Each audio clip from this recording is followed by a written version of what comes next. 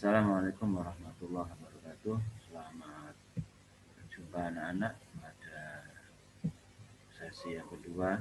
Untuk pertemuan kali ini, Bapak Guru akan mengajarkan tentang tematik. Untuk pertemuan kali ini, kita akan membahas tema 1, subtema 1, pembelajaran 1 ya, yaitu tentang kebudayaan bangsa Indonesia ya. Nah, baiklah anak-anak, sebelum kita menginjak pelajaran, siapkan terlebih dahulu buku kalian. Buku tema disiapkan dan beberapa alat tulisnya.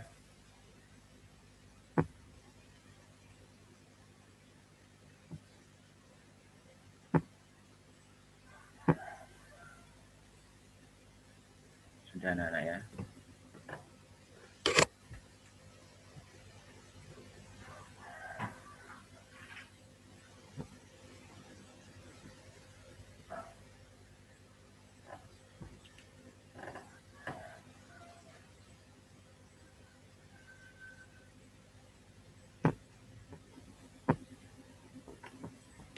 Nah, anak-anak sekarang silakan disimak materi pelajaran yang akan saya bagikan.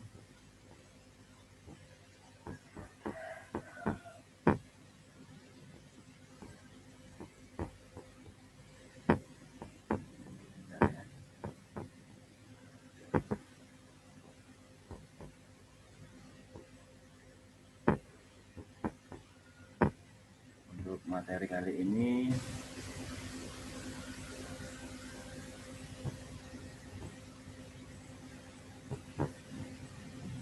ya.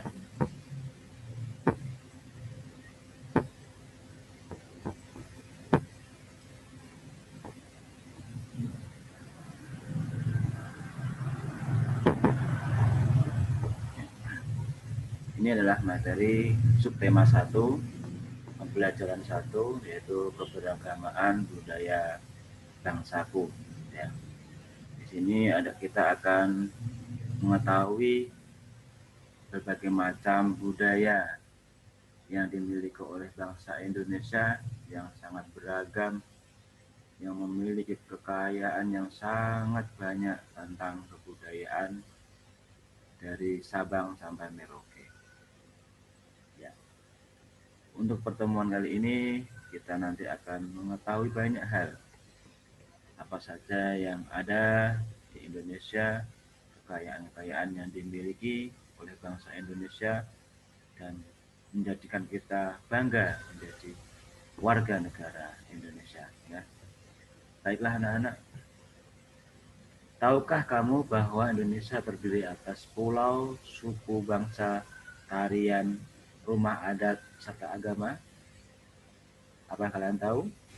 Ya, tentunya kalian tahu ya, bahwa Indonesia itu memiliki banyak pulau, banyak suku bangsa, memiliki banyak tarian, memiliki rumah adat yang berbeda-beda, banyak sekali.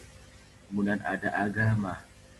Ya, agama Indonesia ada beberapa macam agama, yaitu diantaranya Islam, Kristen, Hindu, ya, Buddha, kemudian Konghucu.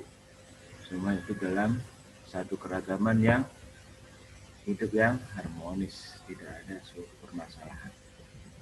Ya, baiklah anak-anak, untuk memperdalam materi, mari kita baca Pawai Budaya. Ya, tadi sudah saya sampaikan pada kalian materinya.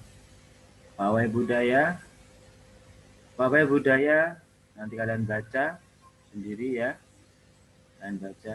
Ini saya beri contoh satu paragraf untuk membacanya. Pawai budaya sangat menarik bagi warga Kampung Babakan. Pawai budaya ini selalu menampilkan keragaman budaya Indonesia. Udin dan teman-teman tidak pernah bosan menanti rombongan pawai lewat. Tahun ini mereka datang ke alun-alun untuk melihat pawai tersebut. Kakek Udin pun terlihat sabar menanti. Terdengar suara gendang yang menandakan rombongan pawai lewat. Itu adalah sebuah teks bacaan. Ya, di sini disebut satu paragraf. Karena apa anak-anak? Karena dalam satu paragraf ini ya ada beberapa kalimat ya, dan ciri sebuah paragraf yaitu di awalnya ada tulisan yang menjorok ke depan. Ini adalah ciri paragraf.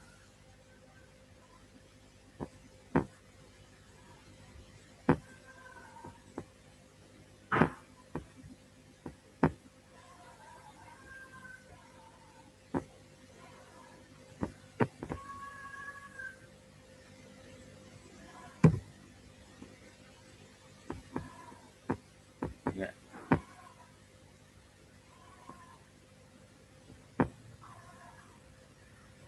Nah, selanjutnya bisa di bawahnya nanti ini juga ada sebuah paragraf.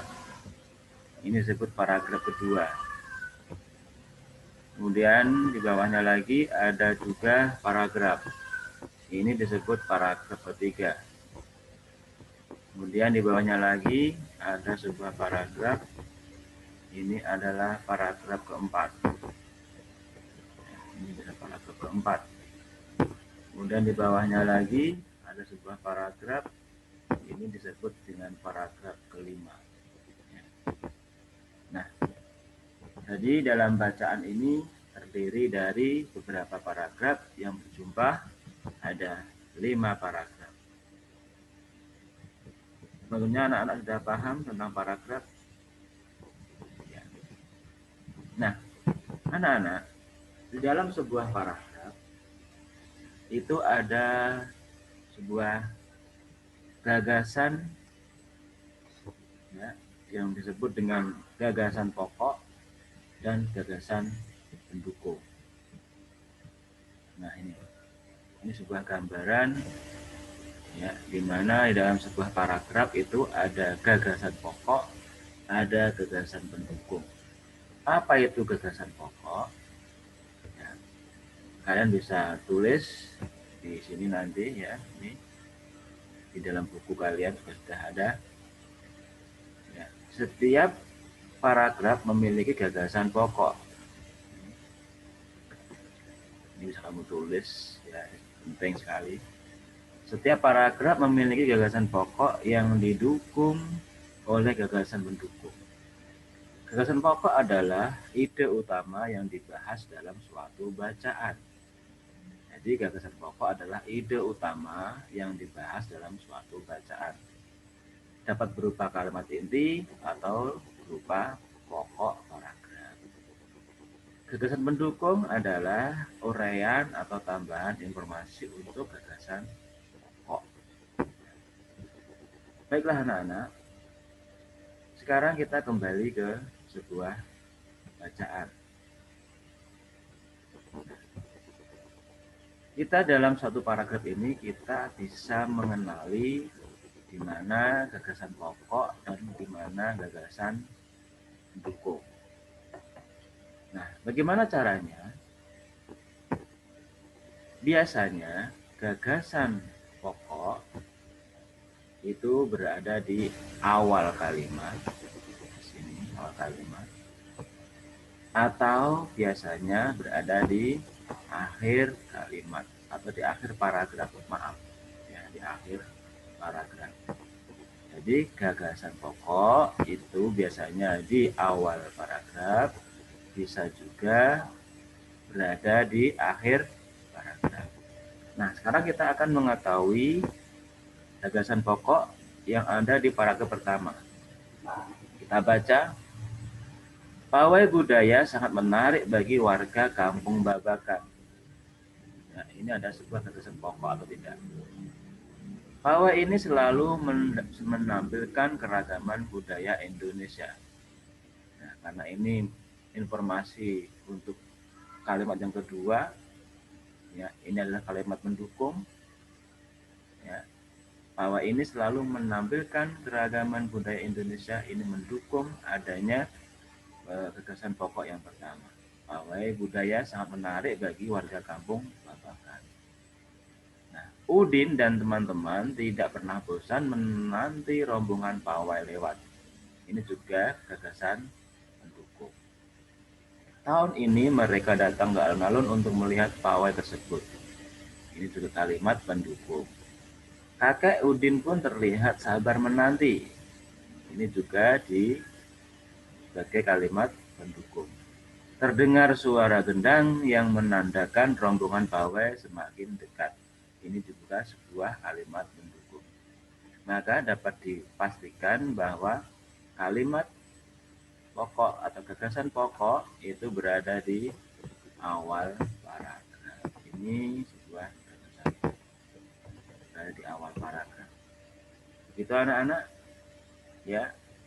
Kalian bisa paham ya cara menemukan gagasan pokok dan gagasan pendukung. Baiklah, untuk pertemuan kali ini saya akhiri. Semoga bermanfaat dan jika ada kesulitan bisa menghubungi Pak Guru. Dan tugas untuk hari ini yaitu menyelesaikan bacaan paragraf 1, paragraf 2, paragraf 3 sampai paragraf 5. Kamu tentukan di mana letak gagasan pokok dan gagasan pendukung. Ya, kalian tulis di buku lalu kamu kirimkan ke tugas ke WA atau Japri dengan Bapak Guru. Saya akhiri pertemuan kali ini. Akhirul kalam. Assalamualaikum warahmatullahi wabarakatuh.